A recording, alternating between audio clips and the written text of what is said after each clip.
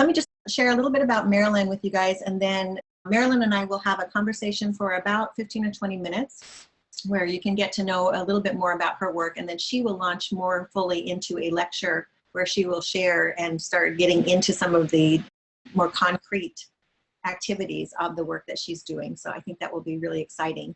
So Dr. Marilyn Steele is a Jungian psychologist, author, and mentor to primetime 50-plus women. Doesn't mean that she's limited to that, of course, because I know that you work with a lot of different women, Marilyn, but she helps women awaken to their feminine power, wild wisdom, and transformational creativity. And for 30 years, Dr. Steele practiced depth psychotherapy and teaches widely on dreams, the soul and science of women's development, the role of the feminine in the evolution of consciousness. And Marilyn's creative nonfiction appears in numerous journals such as Psychological Perspectives, Sage Woman, Zone 3, not one I've heard of, but sounds exciting, and Left Curve. A spiritual memoir, The Wild Feminine, Stories to Inspire and Embolden, was published in 2013. And The Way of the Wild Feminine, New Story of Self, New Map of the World is forthcoming. So I know that you guys are going to get a sneak peek of some of the content and very exciting things that are that Marilyn is putting into that book as we speak. So again, welcome, Marilyn. Thanks so much for being here and sharing some of your knowledge and expertise with us today. Thank you, Bonnie.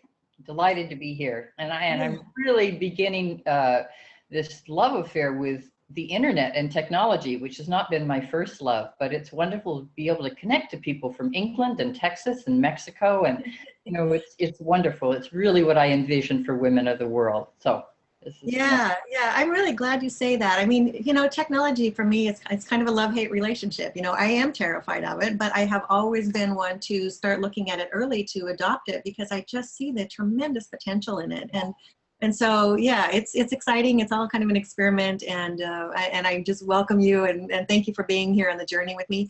And it's interesting that you mentioned for women, because although obviously men can take all of these tenets and work and use them, and particularly for the whole, you know, anima side and the individuation work that they're doing as well, there's something very special about a sort of sisterhood that you feel, or I should say that I feel, when I consider the idea of coming together as women, whether it be in the real world or whether it be as, I guess, here in a container like this. Maybe we can just start our dialogue here by talking about that a bit. I'm wondering what it is that appealed to you about specifically designing and working with something that really is for the benefit of not only women, but the feminine. And how does that relate to the wild feminine? Because that is an extension entirely. Yeah, well, what a wonderful and huge question that is. And the journey about, I mean, I think God, the universe, higher power has a wonderful sense of humor, because I really didn't even plan on being a woman when I grew up, because I wanted adventure and power, and it didn't seem like women had it. And I became, I grew up in Hawaii, so that, first of all, on a cellular level, got me in touch with the rhythms of nature and the power. And it's one of the few places in the world where the sacred feminine is still very alive and part of the stories and legends. So I grew up with that idea of the sacred feminine. And then as I was in my early 30s and going for a psychology degree, very interested in adult development, I did not see any theories or models that took into account the women I knew and the woman I was. I had become a mother, and it's like, oh my God, no one told me how powerful women were. I didn't know this, but this is, so out of my own personal healing and personal journey, I started looking for the models of women's development. How did we move? We don't move in a linear path or a step by step or a stage by stage. No, that's not the way. My life is moving in a very non-linear, discontinuous way. The women I knew were enormously creative, spiritually powerful. Where was that in psychology? So first, I must admit, I was quite angry about this. And then I got very determined. It's like, I'm going to find out from women's stories, from the core of who a woman is, what is the psychology of being human in a woman's body. And I think, you know, you're right. Archetypally, I suppose that men and women have equal, I mean, it's theoretically though, it's not really in an embodied way. We don't have equal access to the, what I call the wild feminine and what Jungians call the dynamic transformative feminine. That's the missing element. That's the missing element for personal and planetary healing and transformation. We really don't have it much in the world, although there's a surge now. It's very exciting what's happening with women and feminine consciousness and transformation. Because we kind of know about the mother, you know, the great mother, and we in a way exalt her, but she's also terribly devalued. But that's a very static, nurturing. The wild feminine is the dynamic, transformative one, who is, and I love when I started finding that through Jungian, through my dreams. You know, dreams are, we'll talk about that more today and throughout the course. Dreams are my medicine, and they've been my biggest teacher. So that's my lineage, is the dreams that have come to me, and the goddess started coming to me, and animals spoke to me, and those were revelations that have changed my life, you know, some of those big ones. Mm-hmm. So I became convinced over these last 35, 40 years that it really is the feminine consciousness and women who are the carriers of the emerging possible, as Jean Houston says. Oh, should I quote James Hillman here? Is this a good time? I wish I knew either of them well enough to be able to literally land on. Well, James Hillman said, and it's a very awkward phrase, but I've carried it with me for, you know, these decades, is the transformation of our worldview necessitates the transformation of our view of the feminine. So we're not going to change, my distillation of that is, we're not going to change anything in the world until we change our view of the feminine, and I would say of women. So we're the ones who need to awaken. It's already there in us, ancient wisdom, new vision, it's already there. But we have to really clean out about 5,000 years, you know, of exile and devaluing, and we each have to do that in a personal way, but on a planetary basis. This is the surge of the future. It's coming from, whether you call it the sacred feminine, the dynamic feminine, the divine feminine. I call her the wild feminine because I'm so connected to nature, and I think that's the key, because it's an embodiment. We are nature. We're not in nature, and it's not out there. Neither is divine. You know, it's all right in here. We're made of stardust, and we look through seawater. This is, so we save ourselves, we save the earth. Yeah. Oh, beautiful. Marilyn, I mean, it's so poetic, just the words that you use. And I'm kind of torn between wanting to like write down all these phrases and words that you're using because they're so good. And recording, so this is good. There you go. You're right. You're absolutely right. Well, one thing that I love that you said, actually, it's a quote that you gave me in the materials when we first started talking about doing the course. And I carried it over into the event posting for today because I just loved it. And it was not one that I was really familiar with, but this is a quote that comes from Clarissa Pinkola Estes. And it says, "The doors to the world of the wild self are few, but precious. Yeah. If you have a deep scar, that is a door. If you have an old story, that is a door. If you love the sky and the water so much you almost cannot bear it, that is a door. If you yearn for a deeper life, a full life, a sane life, that is a door." I just thought that was absolutely amazing. And that kind of encompasses some of the things that you were just talking about the nature and the feminine consciousness and the dreams. Dreams as medicine, which is so profoundly amazing. I wonder if you can just share for a few more minutes before we I'm going to just launch you and let you go at some point, because I think that that's what we're all here for, and I'm dying to hear more about what you have to say. But I'd love to just touch in a little bit on two topics in particular that are evoked for me through that quote. One is dreams, because again, that's just so powerful, and I think that you will spend some time talking about that. The other one is stories. And that can be everything from stories that we are living, and you've alluded to that to some extent through the last 5,000 years of history and the way that women have been and are seen, and the way that we are even conditioned in our own lives by all the various enculturation and, you know, family stuff and all of that goes on, but also teaching stories, learning stories, myths. You know, how do those come into play for us? Yes, that's very important, both of those. So thank you for that. And I love that quote from Clarissa Estes about the doors to the wild self. And that's really my deepest, most fervent hope for this course is that we will find in these 6 weeks portals for you, the listener participant, to find these doors in yourself to your wild, sacred core, you know. So on dreams and stories, there are ways to work with dreams to make them more welcome and spacious, and we'll talk a little bit about that. But I'm hoping that people will share their dreams, maybe even today, because dreams are looking for us. They're looking for an opening. And I'm going to tell this dream because it's kind of an umbrella for what I think is happening culturally, but also what happened for me. And it's the dream of Grandmother Spider Woman. Now, I had 3 children at that time. My youngest daughter was 4, and the dream begins. I'm walking in the woods with my 4-year-old daughter, and I want to show her the joys of nature. And first we see earthworms, and the first ones that come up are plain and brown. And then there's a striped one, and then there's a polka dot one. And there's all a variety of earthworms, which we enjoy and admire. And then there's spiders. And the first one that comes up again is a very simple one, a very skinny black spider. And then they get a little more robust and a little more designed, and they're sparkling. And then from my left side, this enormous spider who is walking on the ground comes, and she's dressed in feathers and blue silk antenna and feathers out her back.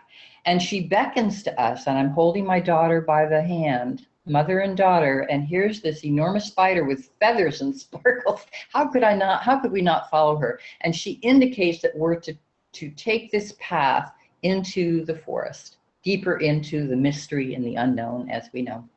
And on the right is a man studying a book, and he's sitting on his chair in this barren circle, very scholarly, reading the book. And I'm trying to point to him and say, look at this spider, look at this. And he doesn't see us, and he doesn't hear us. Now, when I woke up, I had never heard of Grandmother Spider Woman. I did a lot of research, as I really encourage all of you to do with your dreams when you have a startling dream like that is so big and so magical, and you know there's something to it. And I've been working with it for, 30 years now. But this was a magical being, but it was also in the Native American tradition. Grandmother Spider Woman is the one who dreams the world, and she dreams her stories. So this is a linking dream that talks about both dreaming and our role as dreamers and dreaming the world, and our stories, because she is the maker of stories. She's the weaver of the web of the world, and we all are. Our stories are holy. Our stories are what bring us to wholeness. So I want women, and in the first step of our journey, going through the 7 directions, we'll talk about claiming our story, knowing they're holy. We're both talking about new story, but really it's so important for us to see where we've been in our heroine's journey, to claim our stories while we're also reaching for the creating and the weaving of a new story, which is going to both heal ourselves and restore the world. So restoring, I love that word, restore, because in restoring wholeness by bringing in this aspect of the feminine, the creative, the playful, the transformative, the magical, the mysterious, that's Grandmother Spider Woman. She's a creator, but she's thinking, out of her body. So out of our body, not from here. So that man in the dream image, the barren man, I was very much like that. Very brainy kid, but very intellectual, masculine. But oh my gosh, Grandmother Spider Woman comes out of her own core, her heart and her womb. So bringing the stories from there and dreaming them into space, that's how we're remaking the world. First, we claim the power within, the magic and the wisdom and all of that. And the fun. Really, there's play in there too, creativity. And then we bring it out to the world. So I hope that wove together in a coherent way, the way the image came to my mind. I love that. I don't know where to point for my mind, my heart, my belly. It's so interesting you say that you were a brainy child, you know, and I relate that to head-centered thinking or more of the thinking type. And so many of us in our culture are this way, though not necessarily in this particular audience or community, because I think a lot of us are more in touch with the feeling sense. I tend to identify as a thinker myself, but I'm noticing how interesting it is that the way you speak is quite poetic. And also you tend to use that word weaving a lot in there, which is kind of coming back to the whole grandmother spider story, which I love. Excuse me, but you said a couple of things that I just wanted to touch on, and one is really important, and that is this idea of claiming our own story. Because I think, probably in my case, you know, with my own experience with psychology and depth psychology in particular, there has been sort of this desire, I would almost say, to strip away the story. You know, we get taught or told a lot about how, you know, our stories are living us rather than us living our stories, and we're too much under the influence of our perceived identities and who we think we are, and that's all made up of the story of who it is that we are. But rather than, you're bringing such an important point, rather than sweeping that under the rug or trying to hide it or forget it or deny it, we need to really regard those, and I mean that in the greatest sense of the word, to be able to look at those and then, as you say, bring them into almost physical space. Yes, absolutely right. That's it. Really important. And you said something else that that was really important for me too. And the connection I made from that is just how important it is for us to make these, I don't know the best way to say this, but maybe some of our viewers can actually help with this, speaking it a little bit. And I do hope that people will feel free to chime in. And as we get toward the end of this section, we'll ask you to raise your hands and we can unmute you and let you speak if you'd like. But there's something here about really making all of this sacred, seeing it as sacred, the sacred that it already is. That is really important. So can you just speak to that, and then we'll close on that, and you can move into the next section. Yes, well, sacred, you know, the root of that word, I mean, it means set apart, but it also has to do with sacrifice, making sacred. And I'm thinking of some dreams I've had. Well, one recently about writing this book, the second book, which is The Way of the Wild Feminine, which is a broader cultural book.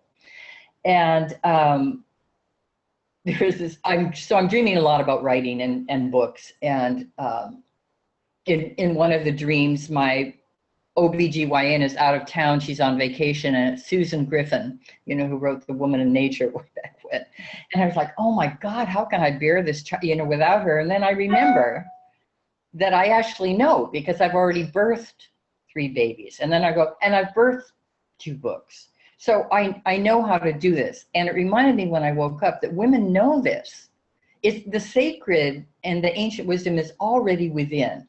But we forget that, and we've been told we don't have it, and we're, you know, secondary, we're not good thinkers, and we're, you know, not focused, and it's because we're weaving thinkers, and because we know that everything is interconnected, and it's moving like that. So and in another dream, I had this wound. Can I give birth to a baby when I have this wound that is being healed?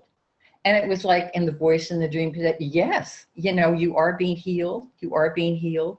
This book is coming. And there was actually a stack of 4 books, Bonnie. So I'll just say that out loud and for our audience. There's 4 books in my, well, I've done 2. Really noted and witnessed. Thank you. And the top title is The Path to Love. I thought, well, you know, that's really ultimately what we're doing in weaving our own wholeness, making that sacred, making it whole. It is a holy story. Same root word, making whole, making holy, claiming it. So the sacred is not the sacred feminine for me. I call it the wild, you know, but it's also wild and sacred in Thomas Berry's terms. And it's not just about the goddess, but the goddess has been very important to me in dreams. I actually have as many animal spirits and the land speaking to me in dreams, and a felt sense of being in nature is very sacred to me. But the goddess has certainly made her appearance now and then, especially early on in my 30s and 40s. So that sacred, I think what I want to say about that is there is always this energy in everything that is trying to get our attention and trying to get through to us. So to know that we live in a sacred universe, and that includes everything. The energy, you know, the energy of a symphony. I love that kind of image that we're all vibration and music and woven together. And it's all sacred. God is in everything. You know, the limit is nowhere. So when you start opening up to that channel, then you can claim your wounds and your supposed failures, or as Jung said, you know, the life is full of fateful detours and wrong turnings. But when you look at the big picture, it's really quite beautiful the way we're woven, with all of the texture and all of the color of that. So in that sense, making that sacred, even when you really were wiped out, well, who did that wiping out? You know, yeah. God did that or the sacred did that wiping out. It was for your own benefit. You begin to get the sense it really helps to carry the things that are more difficult. You know, the losses and the sacrifices and the illnesses and all of that. When you begin to get a solid grip that this is all for your soul's story, you know, to make you whole.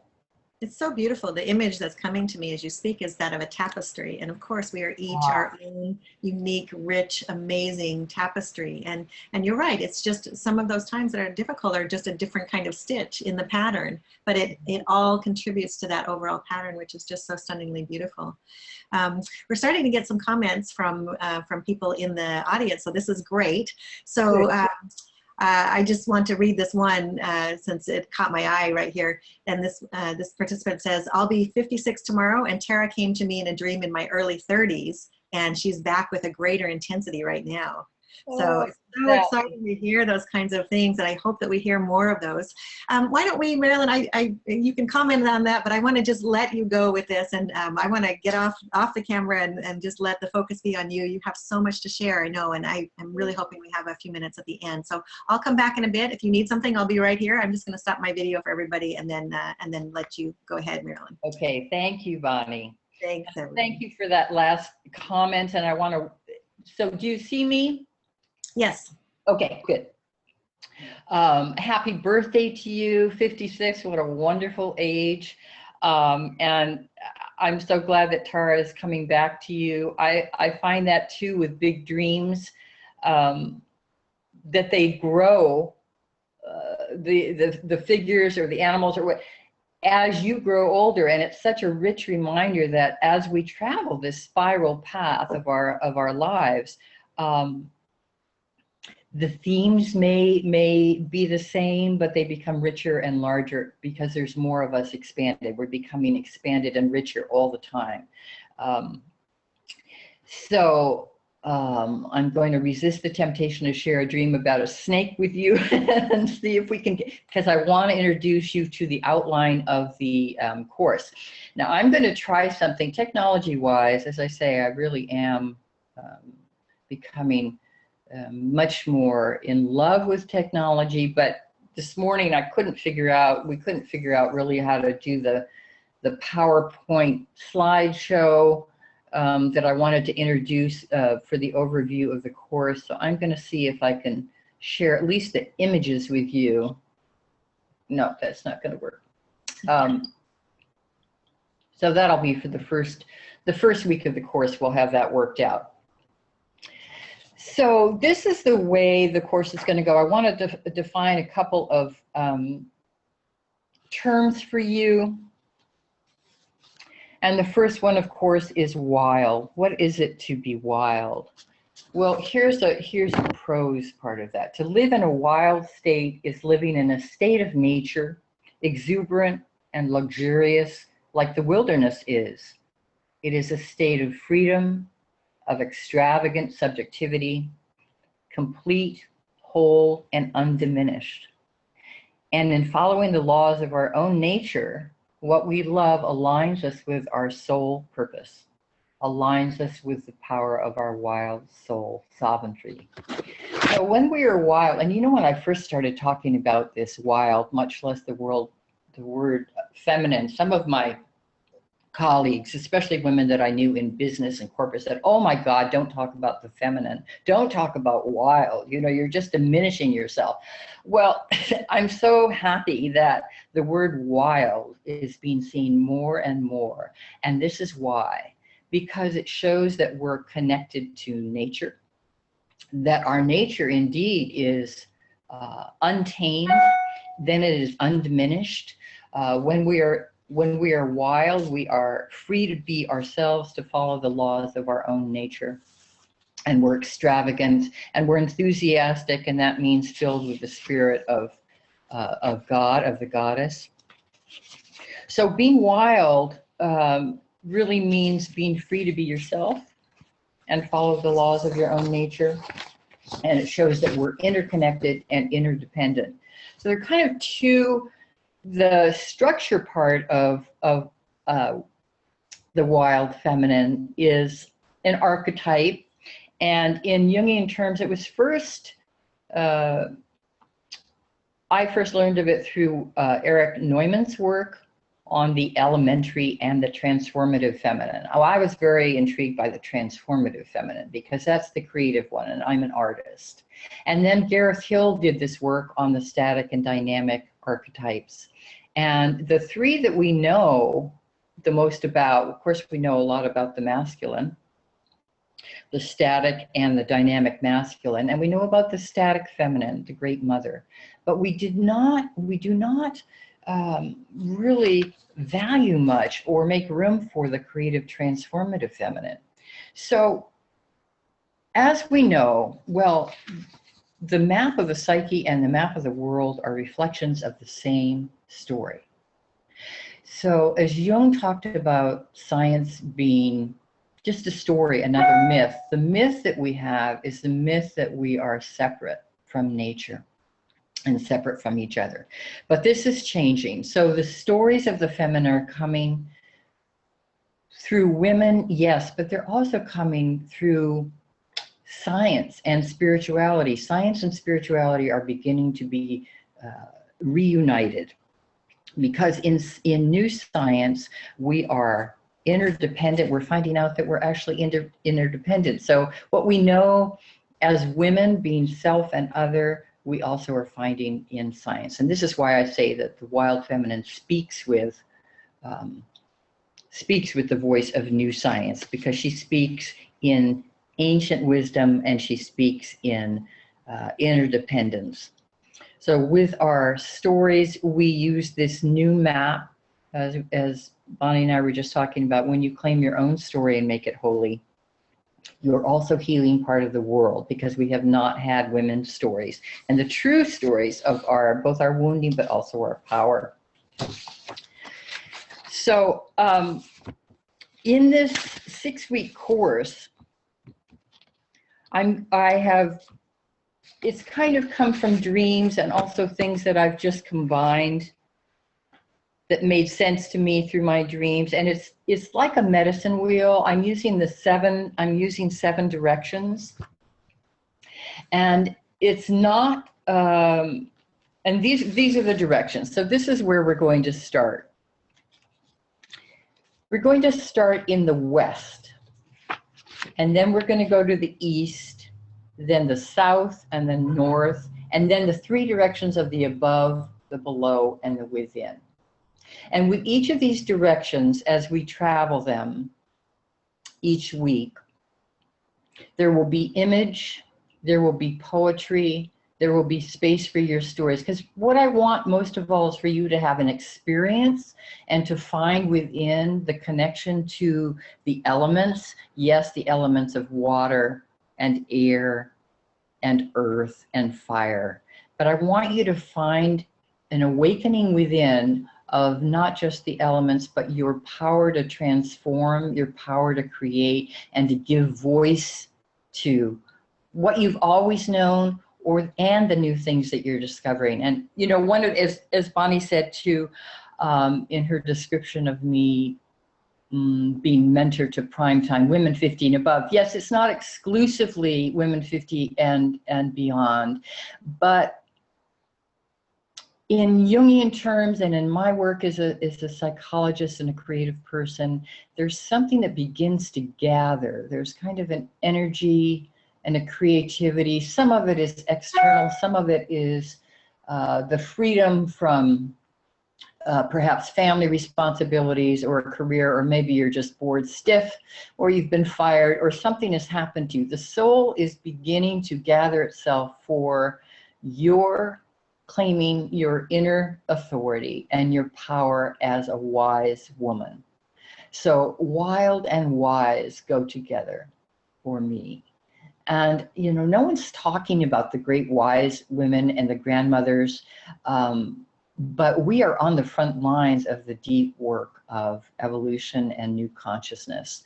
And we're freer now. The French have a phrase, which I can't quote in French, so apologies to those of you from the continent, but it's something about when a woman goes through menopause and her womb dries up, her voice becomes juicy. So it's about women finding the voice and their inner authority, really the larger, it's an ecology, a sacred ecology of self, and it's beyond the duality of what people kind of narrowly define as masculine doing or feminine being. But this is the third thing. This is the third thing I'm talking about. And this is the larger ecology of becoming. So this is what I want to call women to awaken their deep feminine wisdom and their values and vision, is their creativity and their part in making a new world. And this is becoming, and it is a moving path. So you're not going to land exactly. We're going to move. This is how we're going to move through the 7 directions. I'll just give you a brief introduction to each. So in the way of the West, I call this going to the well, letting go and dream. So in these watery depths and darkness where all things are born, you can use the medicine of your dreams to guide you. Now, the place of the West is a place of darkness. In Hawaii, in indigenous culture, they call it the land of Po. So it's the place of unknown. It's the color of black. It's the direction of mystery. Creation begins in darkness. Creation comes out of chaos. Here we link again to science, the emerging order that comes out of chaos. So if you're in a turbulent time in your life, being thrown here or suffering loss, Jung talks about the transcendent function, back and forth, back and forth. So does science, back and forth. So the first direction is going to the well. It's a time of darkness and chaos, but it's also a woman's place of creativity, because all of life emerges out of here. You need to let go, especially you need to let go of the belief in your own inadequacy or your inferiority or your secondary status or your not being enough. This is a myth we've had to live with for thousands of years. It is a myth and illusion. Let it go. We dissolve it. We dissolve it in a solution of water and tears and the ocean. So this is the first step to your renewal, the direction of the West, letting go. We let the old structures, roles, and identity dissolve, and we make space for what is yearning to emerge. We make space for our dreaming to come out of darkness. Here's a poem from Rumi. Let the drop of water that is you become 100 seas, but do not think that the drop alone becomes the ocean. The ocean too becomes the drop. We call on our dreams in the direction of the West. Our eyes are open. We awaken to the messages of our higher self. A dream is a soul journey, and the powers of the dreaming are closely connected to the land. We will hear stories of the origin of things, and it's also the seedbed for many dimensions of life.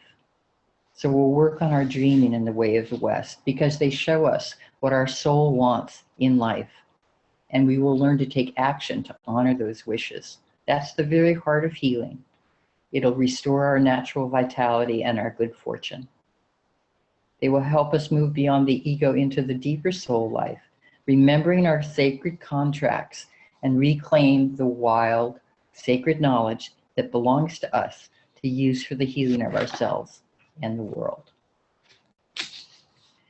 Maybe you have animal allies in this direction of the West: bear, turtle, snake, deer, wolf. Maybe you have others. Maybe you'll tell us about them. Maybe you will encounter them in a dream or in your waking life, because dreaming and synchronicities, signs and symbols, they're different aspects of the same coin, always trying to speak to us and help to guide us on our way. The second direction we will travel is the way of the East. I call this finding fire, discovering desire.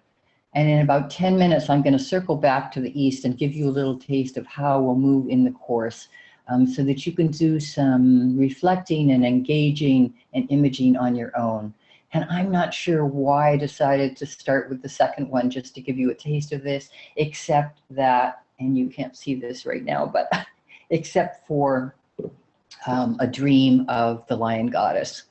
And she wanted to be heard first. So we'll come back to the way of the East. So a little more about the way of the East and the element of fire.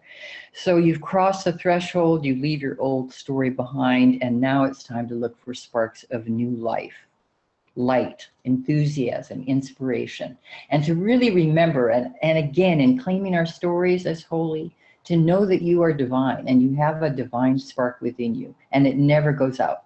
It never goes out. It's there. It may be hidden. There may be ashes over it, but it never goes out. So the East is a place for new beginnings, the dawning of a new day. This is the element of fire. The color is yellow. This is the direction of your vision. You gain courage by seeing your connection to all things.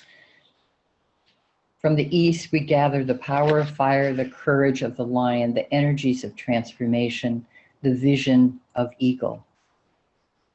Here's an excerpt from a poem by Joy Harjo, which we'll work with a little more, but it's the eagle poem.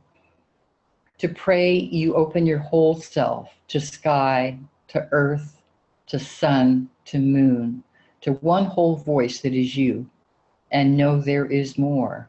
And we pray that it will be done in beauty, in beauty. So eagle brings spiritual protection for us, brings strength and wisdom, helps us see the hidden spiritual truths behind our story, behind material appearances. It's also the spirit of tenacity and the gift of clear vision.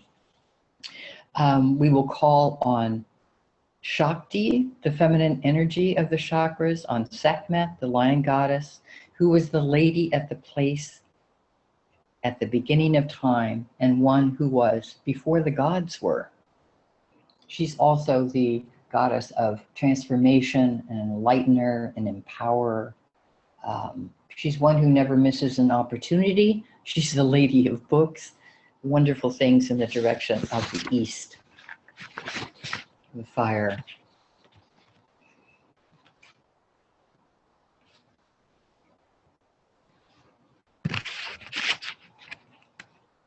So on the story and finishing with the East, this quotation from Ursula Gwen I just love, and the image which I would love to show you, but I'll show you when we get to the course, is one of Pele holding the lamp of her being, you know, at her womb.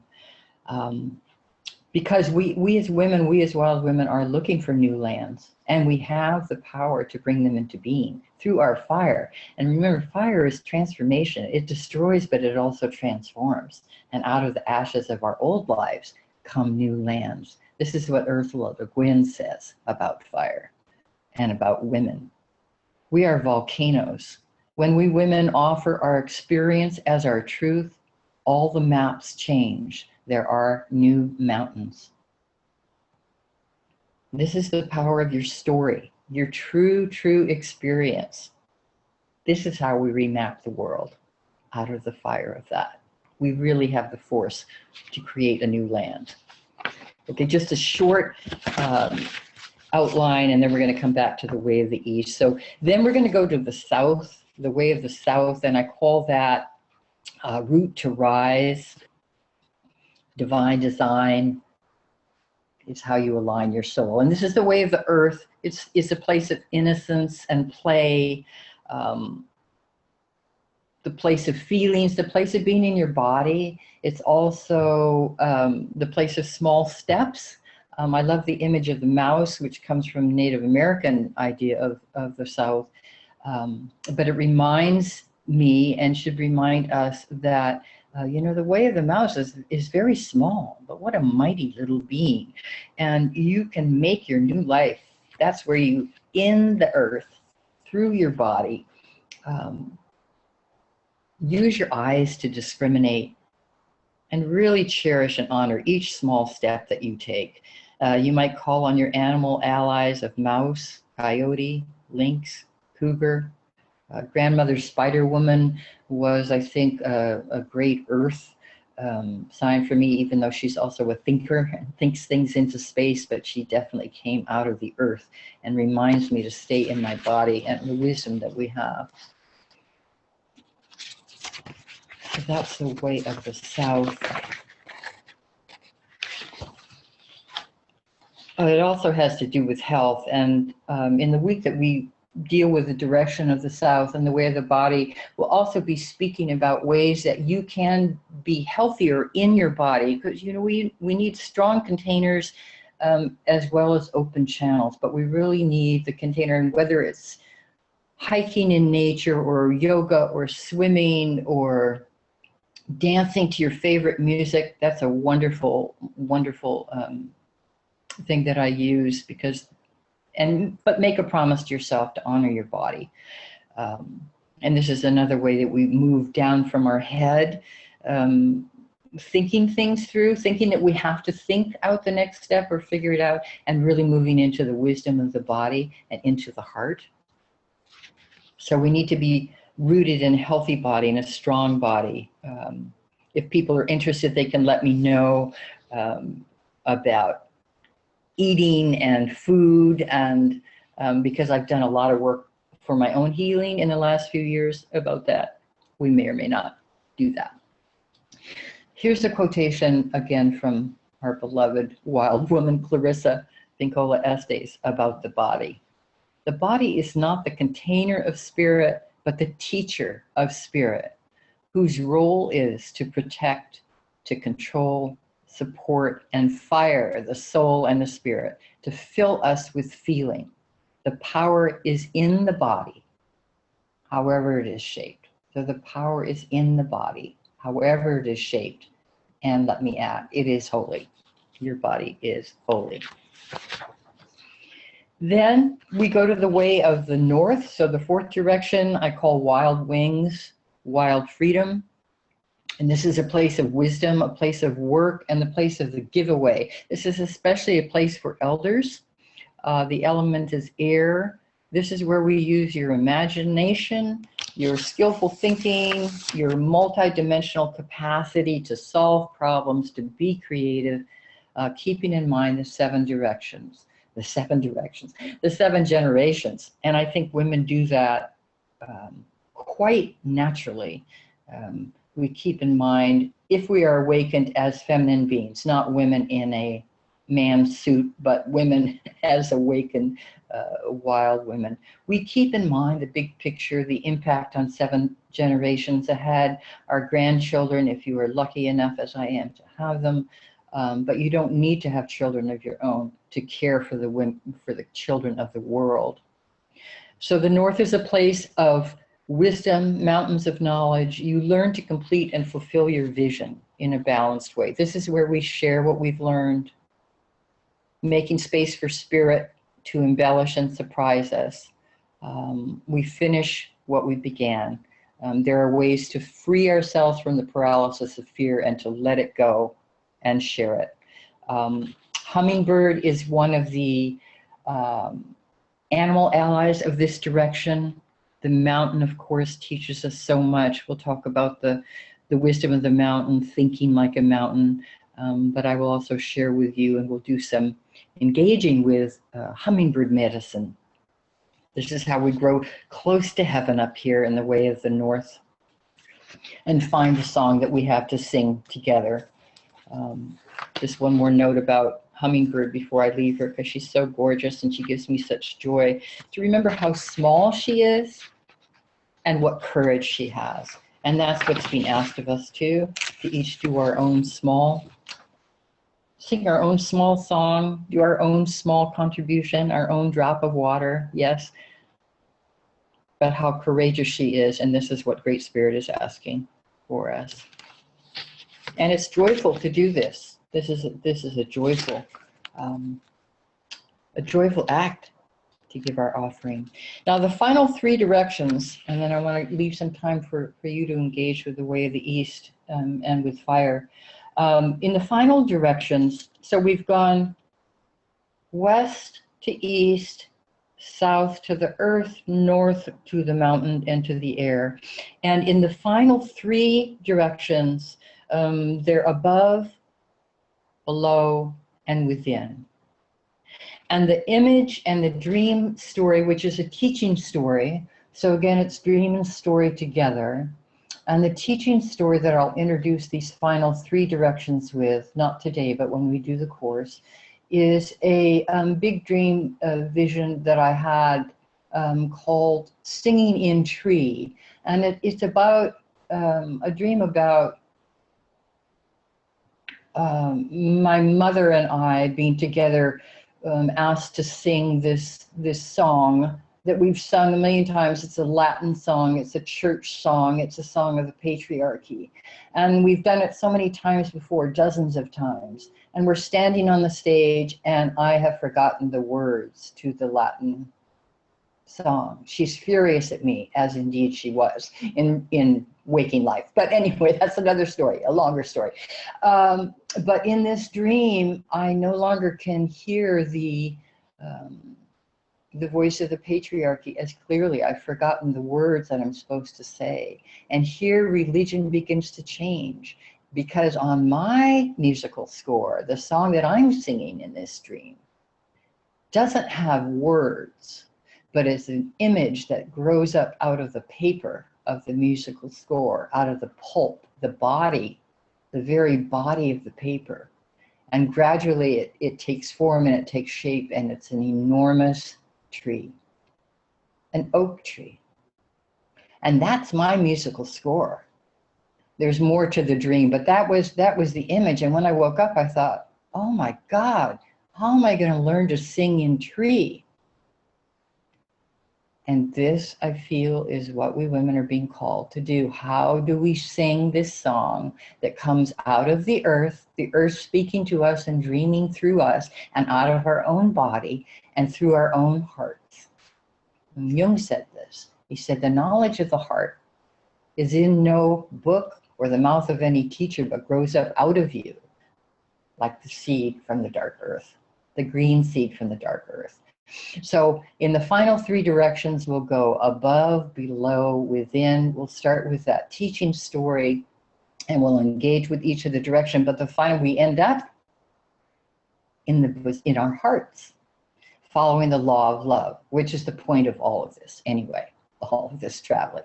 We'll talk about how to connect to and breathe into and bring the vision from, and to learn to trust that, to different ways that we can learn to listen to the heart and trust it. So we're moving, and we're moving not just as individuals, but of course as a culture and as a world. And we need to for it to live from the head to the heart. So how do we breathe into the heart and bring the images through and really tell the truth about the heart of what matters and the values and the vision that we bring to the world? Yeah. So that will be our final. Of course, this is all introductory, isn't it? I'm talking about a life journey here, but these are ways to really awaken these powers in us and bring them forward in a much more robust and life-giving and transformative way. And I hope you'll not just be awakened to yourself, but you really will get a clear idea on what it is you already have, what a precious gift you have of power and creativity to transform this world and to heal it. So we will end in the heart, the law of love. Those are the 7 directions. Okay, let's take a deep breath. That was a lot to go over. Marilyn, if I can just interject for a moment. Sorry. Yes. Hold on, I'm sorry, I'm coming back here. Yes, come.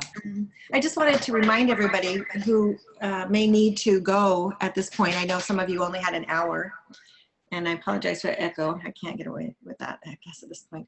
That I just wanted to remind everybody that the early bird rate for the course is actually ending today.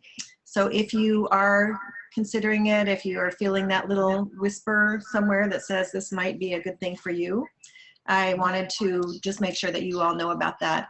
And right now, I can give you more details, but you can find out how to do that on the site on Depth Psychology Alliance. And for Alliance members, right now the course rate is $129. And if you're not an Alliance member, it's $149. But after tonight, that will go up to $149 for Alliance members and $179 for the general public. So just wanted to make sure everybody knows about that. And Marilyn, I mean, my gosh, this is just remarkable. So let's continue, and then again, we'll hopefully have some time at the end for some feedback and some questions and some sharing. Perfect. Thank you, Bonnie, and thank you for inserting that. And I do want to have time for questions. And, you know, this is a wonderful opportunity too, if you have not only a comment, but a request, because there are many things to be weighted in these 7 directions, and something you'd like to hear more about. It would be really wonderful. I'd love to hear about that so that I can take that into account as I shape these weeks.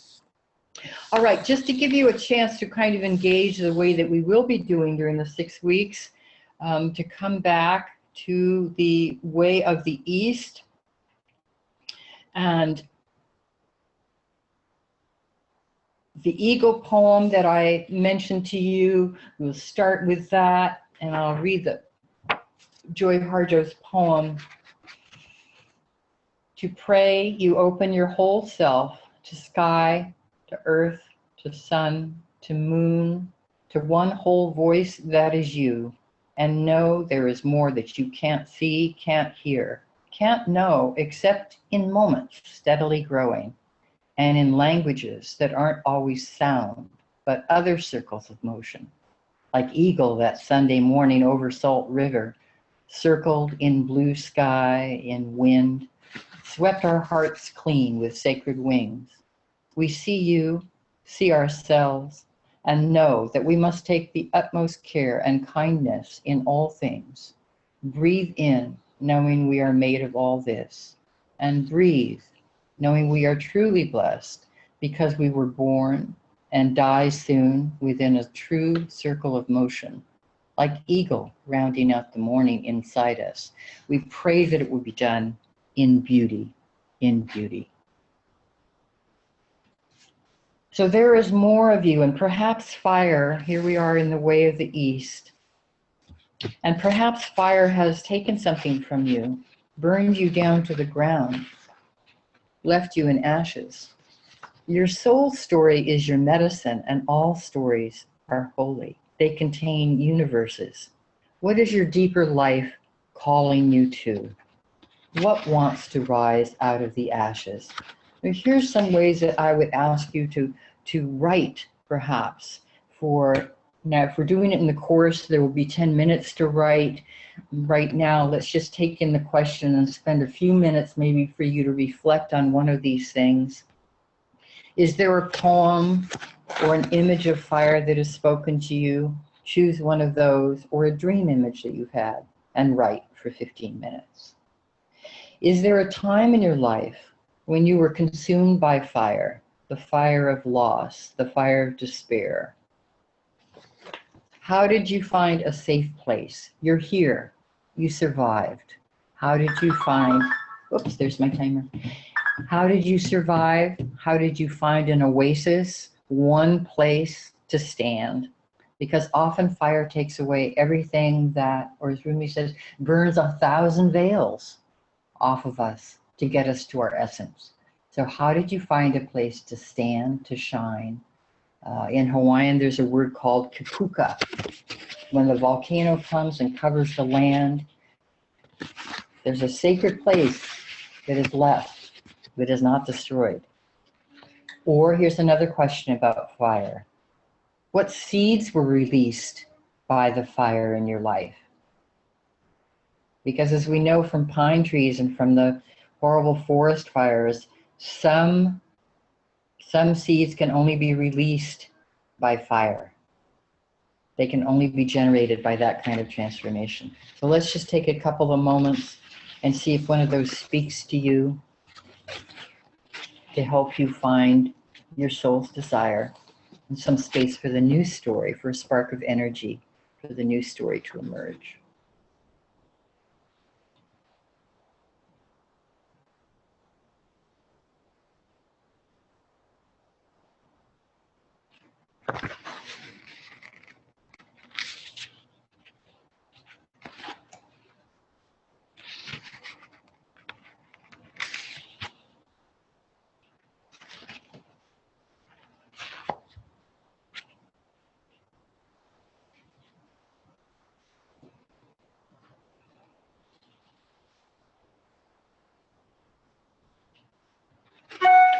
Okay, maybe you've had a chance to look at your story and think about fire in your story.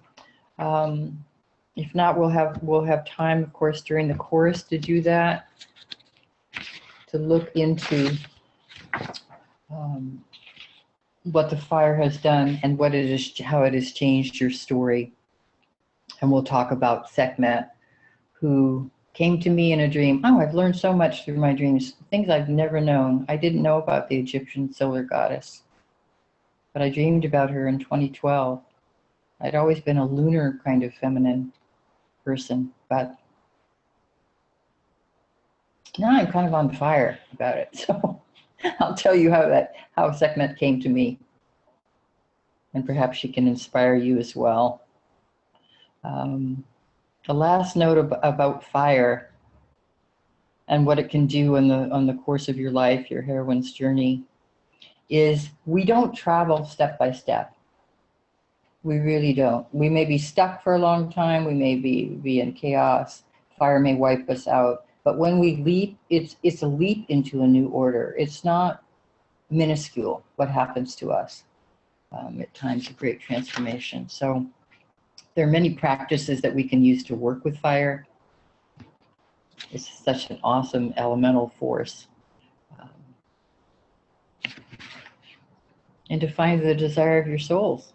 And I hope we get some space to do that. Okay, I'm gonna stop now because I really do want to hear from you. Any comments or questions or directions you'd like to go in. If I can find a way to show you my statue of Sekhmet that I brought in today, I'm going to do that. But Bonnie, maybe we could just go to chat and come back to you and see if there's any. Yes, there you are. Hi. Hi, everyone. All right. I have eliminated my echo issue, so thanks for your good. Well done. Okay, so I just wanted to let everybody know, if you'd like to speak up, you're more than welcome to do that. And all you have to do is to raise your electronic hand. So if you're on a computer or a laptop, you can do that by just moving your mouse on the screen, and you'll see the buttons below the screen. And one of those buttons is actually there should be a hand icon that allows you to raise your hand, and we'll see that, and then we can unmute you. And by the way, when we unmute you and you speak, you will have the option to turn on your camera. So you don't necessarily have to be showing up on camera if you don't want to. Maybe some of you are still in your pajamas, which would be nice right now. And then the other thing is, if you're on a mobile device like an iPad, that hand will actually be at the top of your screen when you click on your screen, so you'll see that. So I really welcome everybody to just share if this has sparked something for you, if you have dreams. The other option is that you can type something into the chat. And when you do that, by the way, you can stipulate whether that just goes to the panelists, what's called panelists, which is basically me and Marilyn, and also Megan, who's helping us on the back end here. Or if you'd like it to go to everybody, then you need to choose that drop down, and you can say who you want it to actually go to. So if you'd like to say something and let everybody see that, that would be great. I am getting some questions coming in on the Q&A, which is also an option, and that Q&A just comes to us, so that's also Fine, so I'm going to go to that first until I see somebody raise their hand. Before we do that, though, I just want to say I'm so happy, Marilyn, that you've brought in the lion goddess. This is really exciting to me because I have had for my own self a number of dreams over the last year or so that really are focused on lion. Oh, I'm so happy to hear that. We'd love to hear those. Big dreams, big for me. One that felt really big for myself, and one that felt very big for the collective. And so, this is definitely something that I think is coming up. Well, that gives me goose pimples, or as we say in Hawaii, chicken skin. There's really something that is happening culturally, you know, universally, and I think that she's showing up that way. So I'm very happy to hear that she's come to you too. Definitely. There's many other women that I've talked to who've begun and had never dreamed of you know, lions or tigers or any kind of a solar feminine. So that my astrologer friends tell me, though, there was something that happened in 2012, and maybe some of our participants know about that. But there was a Venus transit or something in 2012, and the solar feminine began to ascend. So there is something, and then it comes in our dreams. Isn't that exciting? That's exactly what we believe as Jungians. This is how we're all connected, yeah, to the collective. Exactly. Yeah. It's coming through. And you know what I really like about all of this, Marilyn, it always is affirmed for me when we're in situations like this where we're talking about such things, because I mean, I don't know if you guys are like me, but I'm not talking about this with everyone every day. No. What it really affirms for me is not only that interconnection, but also that we can learn through each other's dreams. A dream may be given to me in the night and I wake up with that dream, but that dream might also have some benefit for somebody that hears it if I'm able to share that with somebody else, and vice versa. Absolutely. And I'm so glad that you shared your dreams and that we're speaking about this, because it's weird that I can't see everybody else. I do miss seeing all of you. But Bonnie, I think that this is part of the new, it's not just the solar feminine, but it's the community of women. It's the collaboration. And no, we don't speak about it with everybody, but we can speak about it with many, many, many more women than we used to be able to. And in my dream of Sekhmet, it's a longer story, of course, but it was in a house where she appeared as a lion statue with red hibiscus behind her ears. So I recognized her as mine, but in the dream, the story was that I'd always had a small lion goddess hidden in the house, but now she's a huge statue on the front porch. And in the house is a circle of women, many, many dozens of women who are telling their secrets and writing their stories. And through that, the power is going to, this is how I reflect on the dream. The power of the lion goddess is coming to the front, facing to the world, but it's because women as a collective are telling their secrets to each other and sharing their stories with each other. And as such, then we can grow into the world. Yes? So that's how we do it. Wonderful. That's really exciting to hear that. And it gives me that same kind of resonance that you just mentioned when you talked about the goose pimples. So just some of the comments that are coming in. Again, some of these are directed to everybody, so you guys can read them for yourselves if you'd like to, if you're participating here. But also some are just coming to us, so I'll just kind of comment in general. But it seems like a lot of people are having lion dreams, so it's absolutely correct what you're saying. That's Yeah, so Kathy's saying Sekhmet has been a big presence in my life since 1999, actually. So she was on the early stages of that. Joyce says she wrote a haiku that has been a catalytic fire. So that's exciting to hear that people are writing poetry and that is sparking things for them. Yes.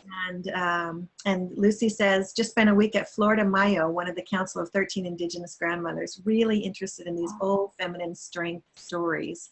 And she just signed up for the course, which is great. I'm so excited, Lucy. That's fantastic. Danielle says lions for her too. And then regarding your comment about the shift in the horizon and the skies, I guess, I wish I knew more about astrology personally. I only know enough to be slightly dangerous. But Kathy says, who I believe is an astrologer, says Venus transit in Leo last August, so in Leo, brought Sekhmet in a bigger way. Yes. Right. Joyce is mentioning sacred intention. And then Megan is saying 2012 Kundalini Shakti awakening. So that's a huge, you know, Yeah, Kundalini, that's a really important part of yes, segment the stream. Yeah.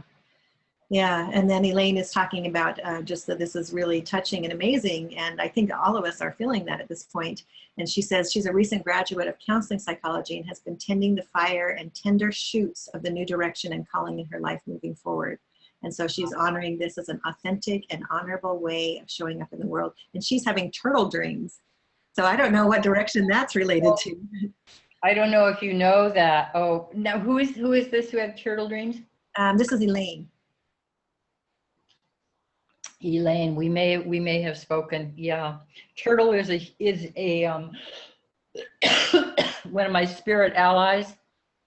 Also changed my life through an experience that then brought me back to my painting after 30 years away. And yes, dreams of the turtle, who is Mother Earth, one of the versions of that. While you're drinking there and saving your breath, I do have two people who are willing to talk, would like to ask a question or make a comment. So I'm going to go ahead and go to them if you're ready for that. Or yes, I'd love to hear from them. Yes. Great. There we go. All right, Joyce, we should be able to hear you now. Can you hear me? Yes, we can. Yes. Okay, I just wanted to give the haiku that I wrote. That was very meaningful to me. Wonderful. Sacred intention, today be like the eagle, fly where your dreams are. And that has always kept me going back to the medicine of the dreams. And so I just wanted to give that today since you talked about eagle. Thank you so much. You're welcome. Beautiful. Fly where your dreams are. Yes. As a sacred intention. Yes. And thank you for bringing the haiku to us and sharing that, and also reminding me that, you know, when we get to the seventh direction, the law of love, we're going to be doing some writing on sacred intention. Well, writing creative manifestation of that, so that you will come away with some sense of what the next steps for you are, bringing your sacred intention into the world. So thank you. So let's see, someone else has had comments. Okay, so Kathy's asking, can you say again who was the original scholar on the wild feminine archetype, Marilyn? Well, one of them was Eric Neumann, Neumann, Jungian analyst. And the other one was Gareth Hill, and he's local. He's in the East Bay, California. And he has a wonderful book on the masculine and feminine. Yeah. Okay, that's great. And then I have another question here actually that's regarding the course, Marilyn. And someone is asking, I have a specific issue I'd like to address, a deep scar. Is this course appropriate? So I think she's asking within the course itself if that would be an opportunity to work on it, or I don't know about discussing it. Obviously there'd have to be some discussion, so I'll let you address that. Yeah, well, it's a little hard to assess from there. I'll tell you that the first week that we're going to be working on the letting go part, and we will be writing and working with what it is we need to let go of. So that's a place where you may want to write or do some ritual or creativity or whatever. We're not going to be having it's only an hour and a half per week. So we'll have an hour and a half for that direction. But yeah, there's a place to speak about the scars, of what you want to let go. That's, you know, let go, dissolve, salutio. So I'm not sure if that, it's probably a question of how much time we would have to deal with that. But in terms of the safety of this course, if that's part of what you're asking for, this is very important to me that this be a sacred space. I know it's a little bit, or at least to me, it's a little bit weird that we're doing this on the internet, but when we are in session, and we will open each session with a call to the directions, we'll end it with a prayer, you know, in a poem, because I really want it to be a contained, safe, it's a sanctuary. And I hope that's not, you know, exaggerating the use of that word, but that's how I envision it, is this is a sacred space for us. So if it's that you're wondering about with your scar, we all have them. if we are women in this world, we are in our feminine core. There is a wound somewhere. I can't imagine anyone who has not been. Yeah, so I hope that helps. Yeah, that's helpful to me. I mean, I really appreciate you saying that, Marilyn, because this is obviously a question for, I mean, it's a question and brings up fears sometimes for people, even within a circle of people that are gathering in the real world, quote. And so certainly the technology is very different. I just have to say, I've been part of several of these kinds of groups or circles now, and I am consistently amazed at how much we can create that container. So some of you might be familiar, we did recently a course with Nina Ross, which was really focused on art and some, you know, some things around that where people were doing that kind of work and then sharing their art and poetry. I've done a course like that with Robert Romanishin, very similar. And I'm also currently part of a dream group that is meeting online weekly and has been really, I think, profoundly successful. And like you, it's so much about the intention, the sacred intention, which is where we started all of this. Yeah. And then also it's about the ritual piece of it that is marking it as sacred. It's the crossing of that threshold into sacred space. So for our dream group, for example, we start each time with a chime and just some silence before we actually launch into it. And it's to mark the crossing from the, you know, the profane into a space that is more sacred. And it's beautiful. So I'm really happy to hear you talk about that. And by the way, everybody, you can use that for virtually anything you do, so that if you know, even a phone call with somebody, it's always nice to kind of go in with sort of that marking of some sort. Yes. Thank you for that. Yeah. So Sharon, gosh, so Sharon's commenting here, and she's the one who was just trying to talk. Yes, sorry, Sharon. And she said for some reason she just can't find a way to change the volume. She's on the phone, and so she wanted to share a dream that she had a few nights ago, and she started to type it out. And I don't know, Sharon, if you're still typing, I guess I'll just, oh, there's some more of it. Okay, so I'm just going to go ahead and start reading this, and I don't know if you can type fast enough, Sharon, but it sounds really interesting. So I wanted to bring that into the circle since you're willing to share. So she says, I was in the woods and a woman approached me and drew me into a circle of people.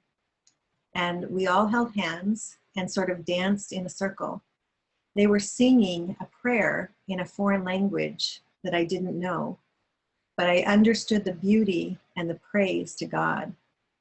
And she says, I then go through a death which first terrifies me, but then I relax and calm myself and I fly free. So she's asking, does this dream mean anything to you? I've never died in a dream before, and would this course help me to understand this more? Okay, to answer your, Sharon, thank you so much for persevering and finding a way to bring this into the circle.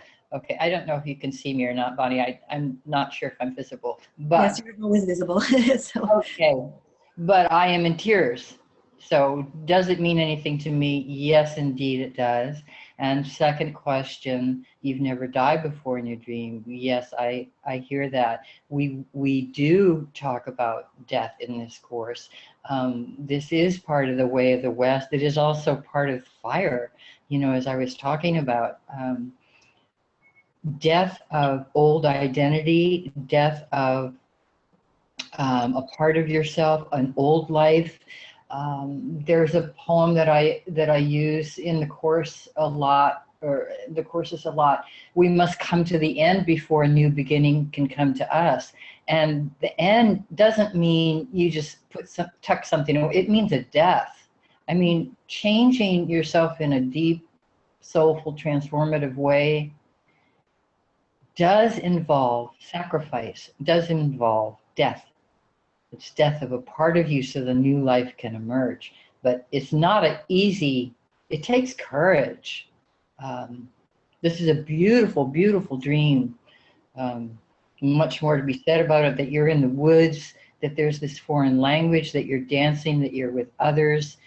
This has come to you from ancestors, strangers. I'm not sure without knowing you more and without exploring it with you, but it's a very, it's a blessing of a dream.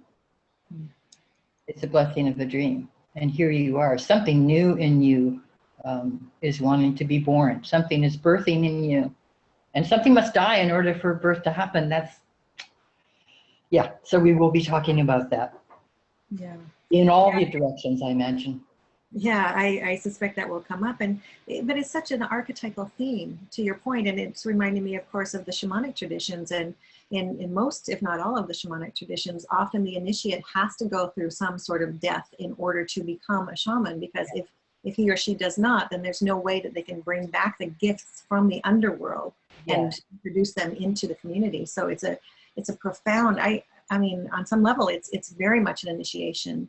Whether you have it in a dream or some other kind of experience, it's really an interesting phenomenon that I think we need to be talking about more. And thank you both, Sharon and Bonnie, for bringing these terms in, because this course is about initiation and is about shamanism. The wild feminine is very much an embodied, and you know, as a shaman, and Jung was very much shamanic, as was Don Sander, if you knew him, Bonnie, my analyst. But in a shamanic practice, it's about connecting. So and being initiated, it's a little bit different than eros. So the feminine is always associated with eros and feeling and heart, and that's wonderful. But the shamanic is something else that is a transformative, involves darkness and death, but connects, you know, and interweaves. So yes, we're talking about initiation in this course. Yes. Yeah.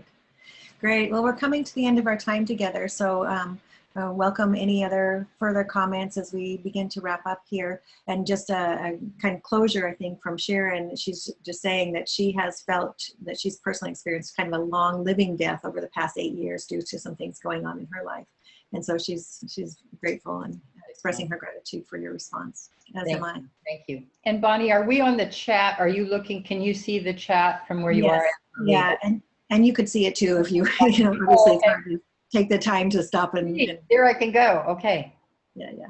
So really, again, I just wanted to thank everybody for being here with us today. I hope that everyone was able to take something from it. I know that I've just, you know, gosh, I mean, just the content alone and the things that you brought forward, the topics, the dreams, the prayers, the stories, the symbols, the images have been so profound, Marilyn.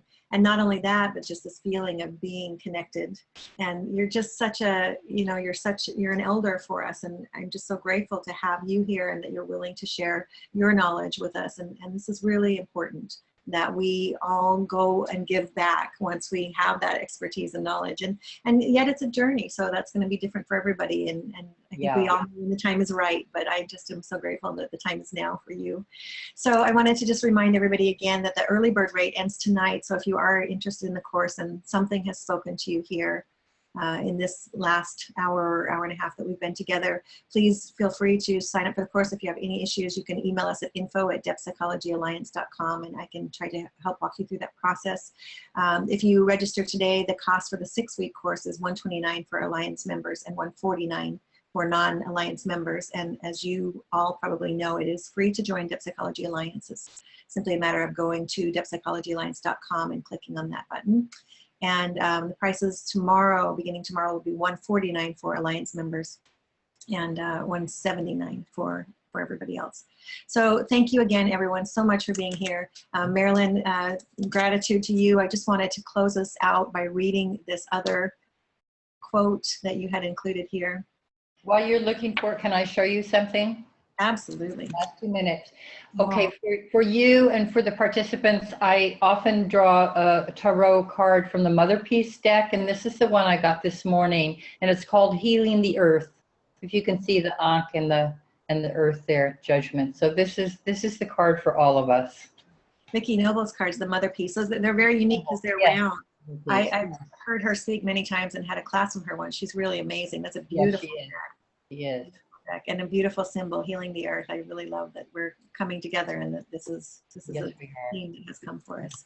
And the quote that I wanted to read, again, you submitted that to me, Marilyn, early on, and I had not heard it before. It's very simple, but it really says it all to me. And it is, if we surrendered to Earth's intelligence, we could rise up rooted like trees. And that's real. So Thank you very much. Thank you, everyone. Thank you, Marilyn. And hopefully we'll see everybody again in coming weeks. Okay. Thank you so much, Bonnie. Thank you Take all. care. Bye. Yeah.